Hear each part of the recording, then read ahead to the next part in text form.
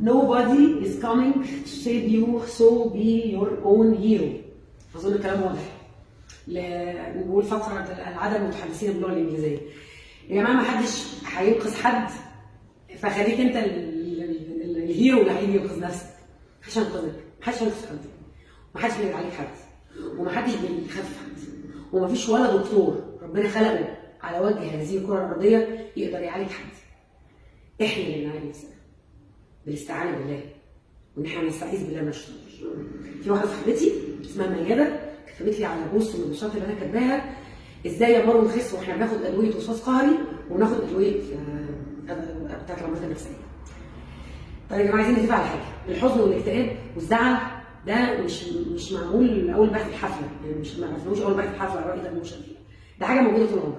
سيدنا محمد من 1500 سنه كان عنده عامل الحزن اللي ماتت فيه السيده خديجه وعمه ومش عارفه ايه، صح؟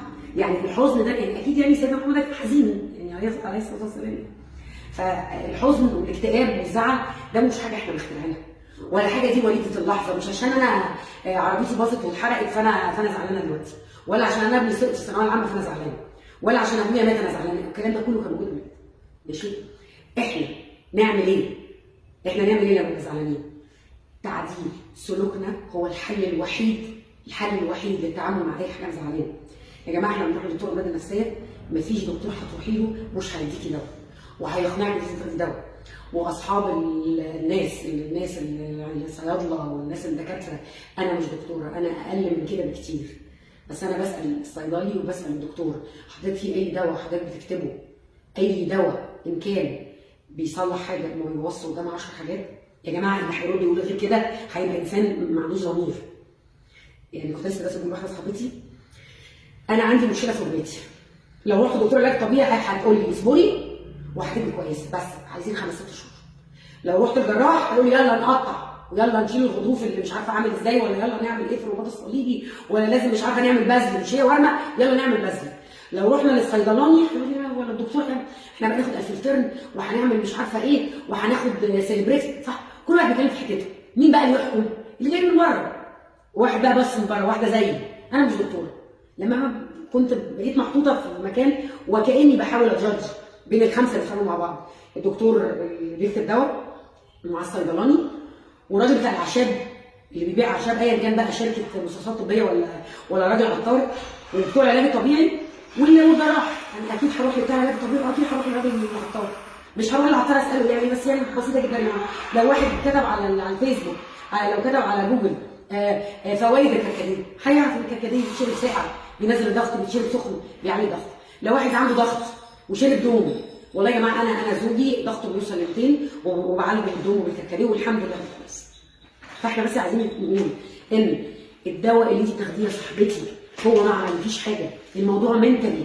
انت مش قادره تعدلي سلوكك حيال مشاكلك، انت مش قادره تفيس كل المشاكل دي، فانت بتاخدي حبايه ظنا منك ان الحبايه دي هتبقى كويسه، انت مش هتبقي كويسه. وهي اللي بيحصل، هاخد حبايه بعد كده المشكله اتحلت، المشكله ما اتحلتش. بس ايه اللي بيحصل؟ انا عندي شويه هرمونز وشويه انزيمز بتفرز في الجسم مضادات اكتئاب طبيعيه. انا مثلا مش هقول طبعا، انا مش هعوز اقول ان انا عارفه النسبه دي. هنقول مثلا الجسم مثلا الطبيعي بيفرز مثلا 10 مللي جرام دوبامين في اليوم. مثلا انا جسمي هيفرز 10 مللي جرام دوبامين في اليوم، انا بقى عندي مشكله كبيره جدا جدا جدا، فبروح للدكتور فبيكتب لي دواء وكانه ايكويفالنت ل 100 مللي جرام دوبامين في اليوم. فايه اللي بيحصل؟ ابقى مبسوط وابقى كويس وابقى مش كويس. انا ببقى في حاله كده اللي هي بتاعت يلا نعد المقاييس. عارفين انتوا الحاله بتاعت ان انت تبقي باصه كده وشايفه لك 300 معزه ماشيين ورا بعض ومطلوب منك تأديهم؟ هي دي تبقى الحاله. هل المشكله اتحلت؟ لا. هل انا سلوكي اتغير حيال المشكله دي؟ لا. بعد كده اللي بيحصل الجسم بيحصل حاجه اسمها ادابتيشن. انا جسمي بيبتدي يتعود على الجرعه اللي هي فيها 100 مللي جرام دوبامين وات ايفر الانزيم ولا الماده اللي هتتفاعل مع الجسم عشان تبقى فيها مضاد اكتئاب ومضاد توتر. فروح للدكتور فبص لي شديد لهم كاتب لي دواء كمان. يعني مش انت خلاص تعودتي على 100 خليهم 150 خليهم ماشي بس خلاص. وركبنا الزحليقه وفيش السكر. هل انا عدلت سلوكي؟ انا دلوقتي متضايقه من زوج او متضايقه من طفل او متضايقه من حد مات او متضايقه من شغلانه خسرتها، انا هستفيد ايه لما اخد حبايه؟ الحبايه هتعمل لي ايه؟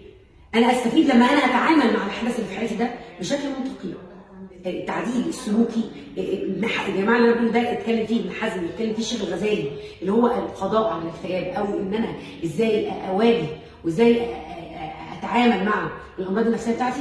انا بتعامل معاها عن طريق تعديل السلوك. يعني انا برشح جدا جدا لاي حد عنده مشكله يروح يكلم لايف كوتش. لايف كوتش غالبا لو كتب دواء هتتحبس. بيكتبوا ما شاء الله الدكاتره اللي معاه بكوستهم، بس اللايف كوتش اللي زي حالاتي اللي هو على باب الله، اللي بيقعد في الاوضه بتاعتي دي ويقول كلمتين كده على ما تخرج. ما انا ما بكتبش ادويه، مش انا مش دكتوره، انا بتاعت حواديت. اللي بيكتب صاحبتي اللي اسمها مياده وصحابي التانيين مش بس مياده.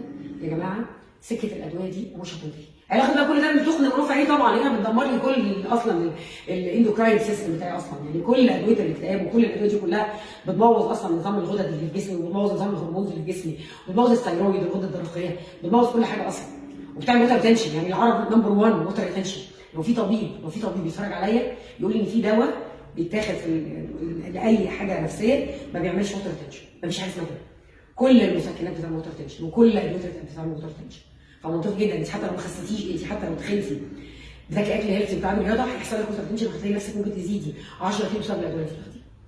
فانا مش عارفه، اللهم بلغت اللهم فشل، مش عارفه اقول لكم ايه. والله العظيم يا صاحبي.